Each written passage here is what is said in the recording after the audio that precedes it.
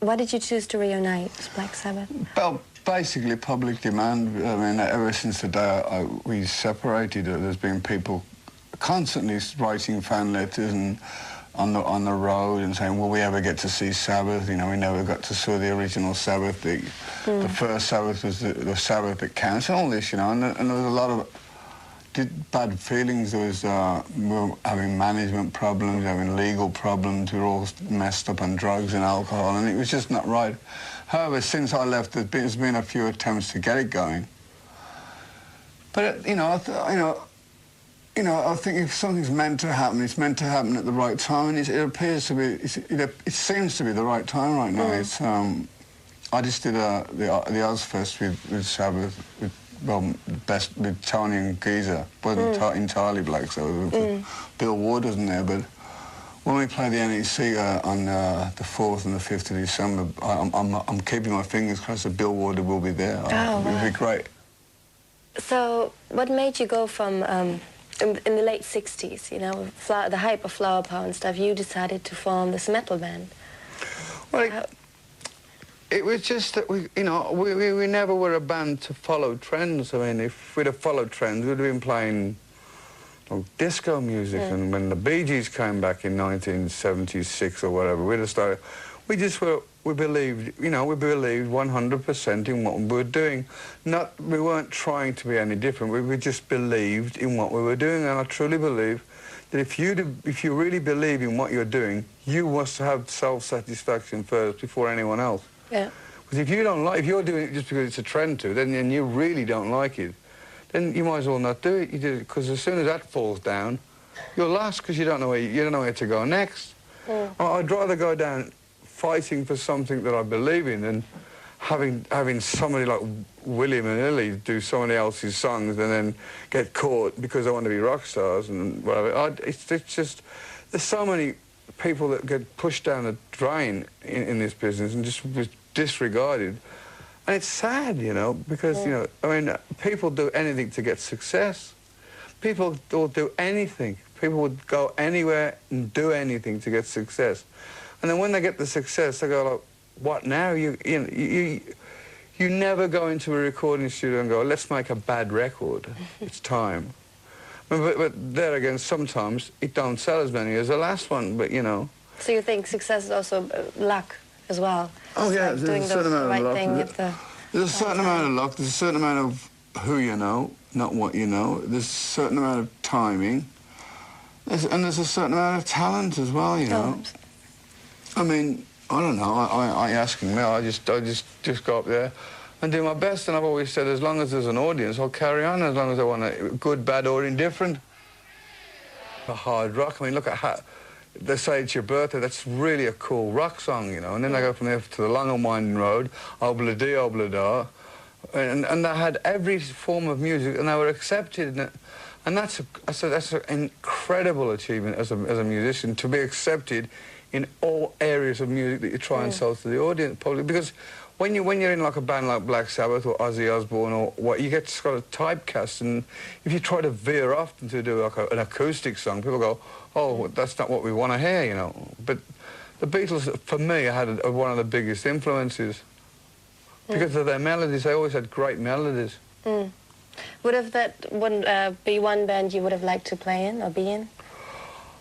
No, there's only one Beatles, and I mean, I could not have played with the Beatles. I mean, I'm very content with the people that I've played with. I mean, to play Black Sabbath was one thing, but then to go on my own and do it again on my own and play with the likes of Randy Rhoads and all the rest of the great guitar players and bands I've had. I mean, I've just had a really great career, you know. I mean, it's had its ups and downs. I've had my fair share of misery as well. It hasn't all been rosy. It hasn't all been, you know, fun. It's just, you know, it's people on the outside seem to think that a rock and roller has a party every night and groupies and drinks, and that's okay, fine. Then it's fine and dandy to think that, but you try and imagine having that situation every night of the week. You soon get sick and tired of it. Absolutely.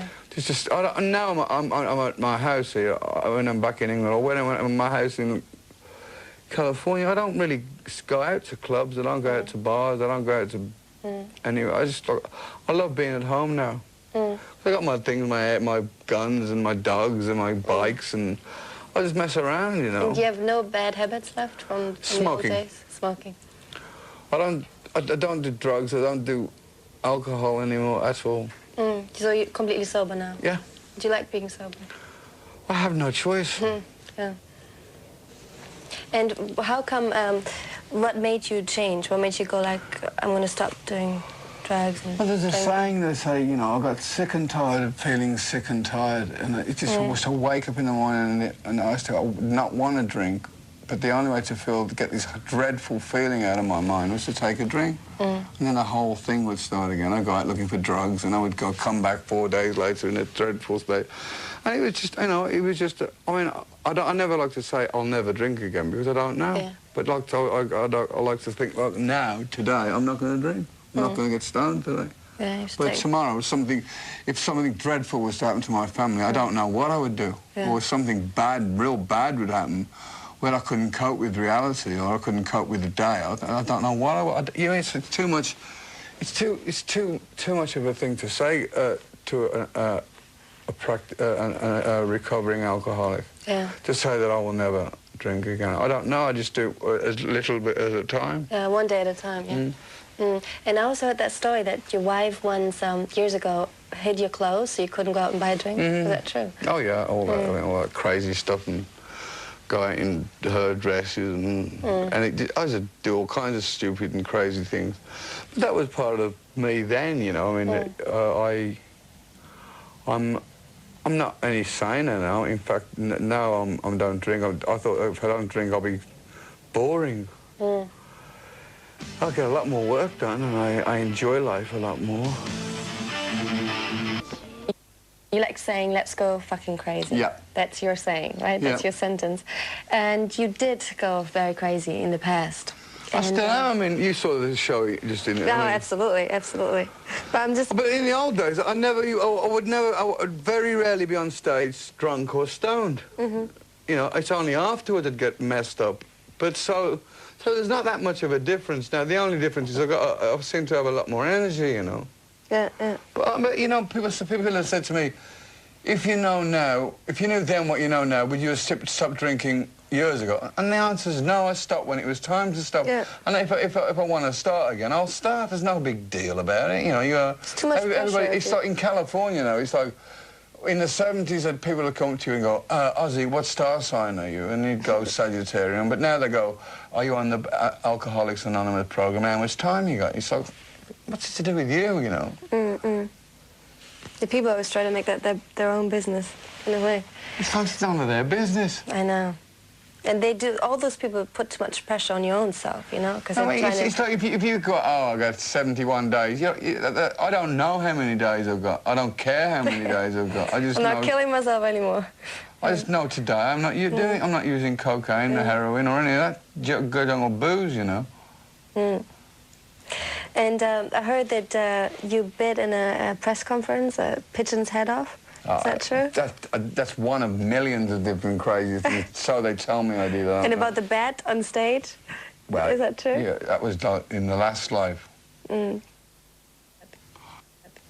remember one time, funnily enough, in Germany, when I first signed to then it was called CBS, now it's Sony. And my wife had flown me to Germany to meet the head of the European division of CBS. And I was very, very drunk and very stoned. And we went to this Italian restaurant, I think it was Frankfurt or somewhere. And so I got so bored with this pompous sort of attitude, and I didn't know them, they didn't know me, they were just going through, we were just going through a formality. And also we had these two contest winners that had flown from America to spend the weekend with me, and we'll see what I did. So I got up, stripped all my clothes off, got on this great big table, we were having dinner, sat in front of this big German guy with a beard and kissed him on the lips. This guy freaked. This guy went insane. I'm getting mad. And I got a letter from the company saying I was banned from Germany. I wouldn't play my records or anything else. Who cares? And my wife was on the plane going back, ripping the contract. She was going, you asshole. So what do you want people remember most of you? Well, I'm not dead yet. No, it's true.